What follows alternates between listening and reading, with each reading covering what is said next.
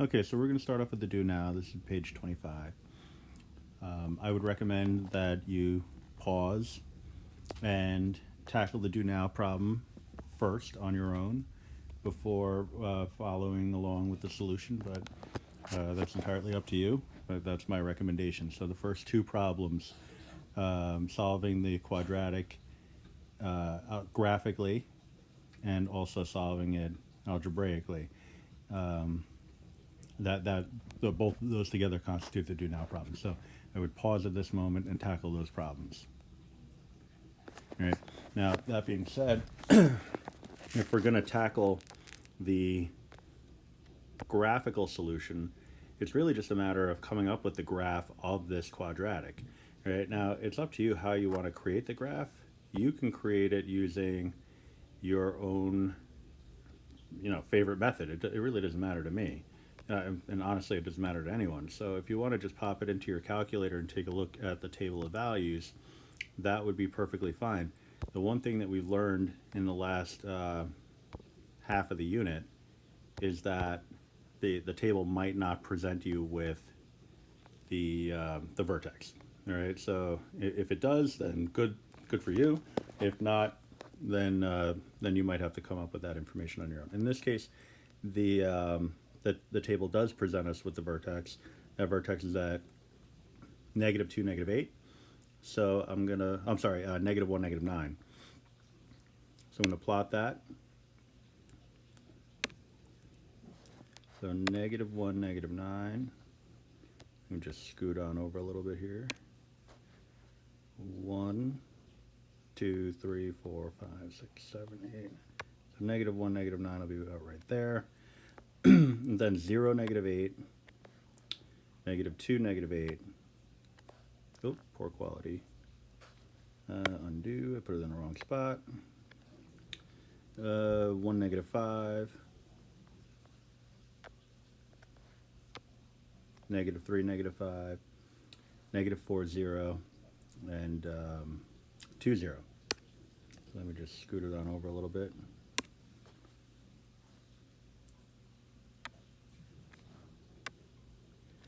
All right.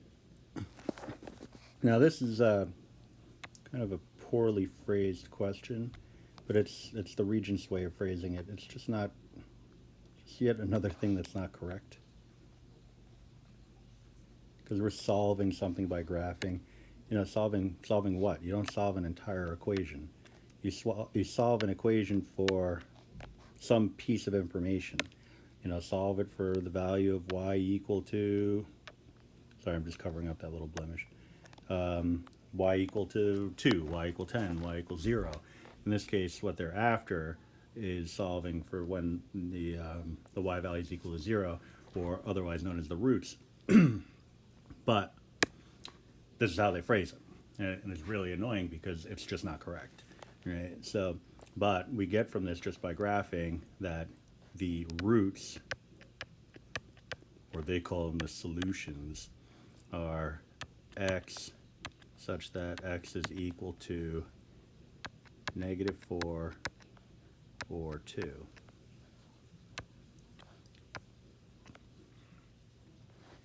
All right.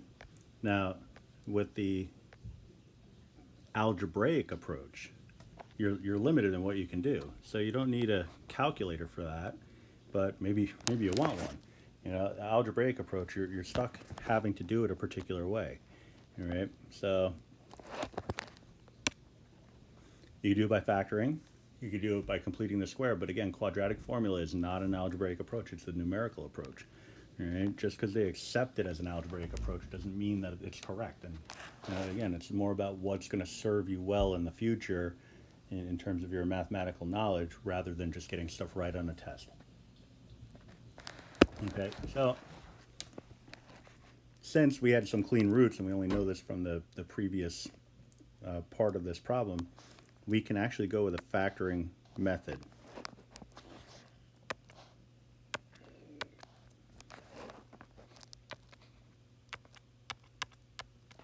All right, so x, +4, -2. All right, if I multiply the outer values, I get negative 2x. The inner values, I get a positive 4x. Add them together, I get a 2x. Set each of my factors equal to 0. You can go the whole x chart route if you want, but sometimes good old trial and error is the way to go, because really all you're looking for are two numbers that multiply to equal the negative 8. You know, you look at the different possibilities. You got negative 1, 8, 8. I'm sorry, negative 8, 1, 2, negative 4, and the last possibility would be negative 2, positive 4.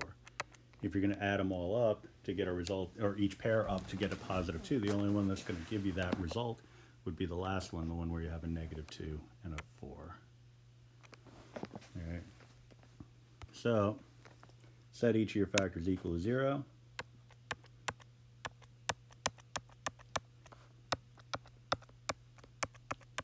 And solve, and then you get x equals negative 4 and x equals 2. All right, this is the benefit of having a graphical solution first, is that we know what we're up against so that we can tackle it a certain way when we're coming up with an algebraic solution. All right, so that's why I'm kind of, or have been focusing all year long on doing it both graphically and using the calculator, and using an algebraic approach, because graphically and the calculator approach is often the same thing. All right, for writing quadratic functions, it's a little bit of a different story. All right, so we're going the other way. In order to write the quadratic functions, write the equation of a quadratic function, what we want to do is determine the roots.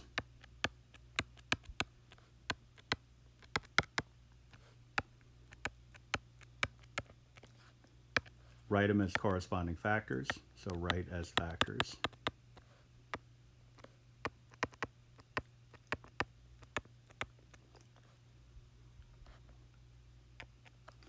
All right.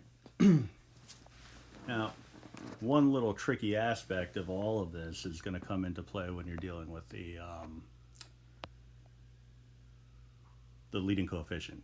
All right? In most of these cases, the leading coefficient is equal to 1, because what I call the 1 unit slope, I'm sure I'm not the only one who calls it that, but the 1 unit slope, which means the slope 1 unit away from the vertex, is equal to 1. All right, so that's why we learned about that average rate of change concept in the last half of the unit. All right, so poor quality straight line, but hopefully you get the idea. We have a change of y and a change in x. All right, so it's increasing by 1 in both directions. So my 1 unit slope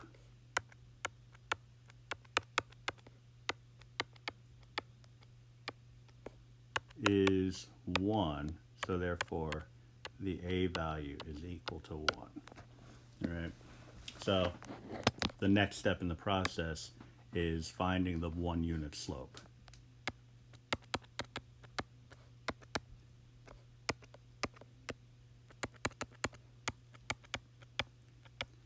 And you'll see for most of the problems, the 1 unit slope is just 1, so it doesn't really impact anything. All right, but I'll show you how it changes behavior a little bit as we move forward. So here I can state my roots. I'm going to go red for those keeping score at home. X is equal to negative 1.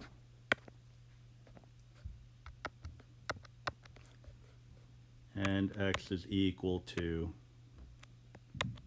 a positive 3, because we're just looking at these points here. The factors that correspond with that, well, it's actually pretty simple. In order to find the factors, all we're going to do is we're going to add 1 to both sides here and subtract 3 from both sides. We're going to solve for 0, basically. Essentially, we're getting everything over to the same side. All right? So our factors are going to be x plus 1, in factor form, x plus 1 equals 0, x minus 3 equals 0. All right. The 1 unit slope gives us the a value, so in this case a is equal to 1. So to write our polynomial function, which we usually call p of x, but since it's only going to be the quadratic, we'll just go with f of x. Our function is going to be f of x is equal to the whatever your a value is multiplied by your first factor multiplied by your second factor.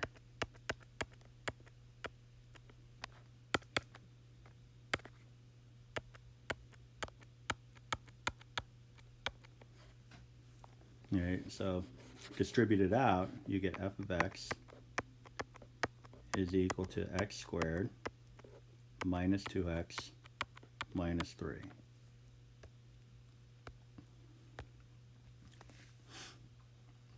All right, so in the second case, same idea, find the roots, positive, negative 2. And you can pause the video at any time to take a closer look at some of the solutions. So the roots, x is equal to negative 2, x is equal to positive 2. Your factors, x plus 2 is equal to 0. So I'm just adding 2 to both sides. X minus 2 is equal to 0.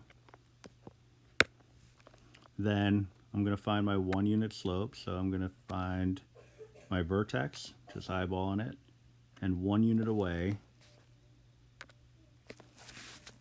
connect with a straight line segment,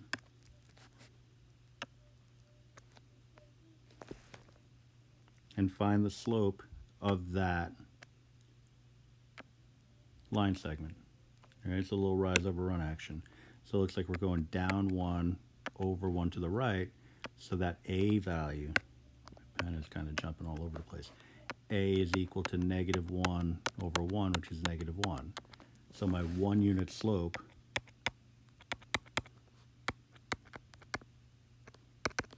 a is equal to negative 1.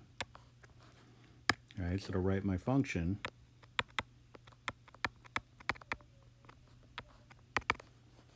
I'm going to look at it as f of x is equal to negative 1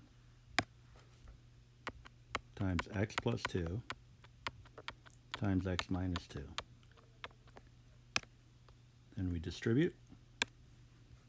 So these two guys first, x squared minus 4. If you need to pause and figure out why that is the way it is using the double distributive technique, go ahead and do that. But then once you have that, multiply through with a negative 1. We get negative x squared plus 4. That would be my f of x. And there it is.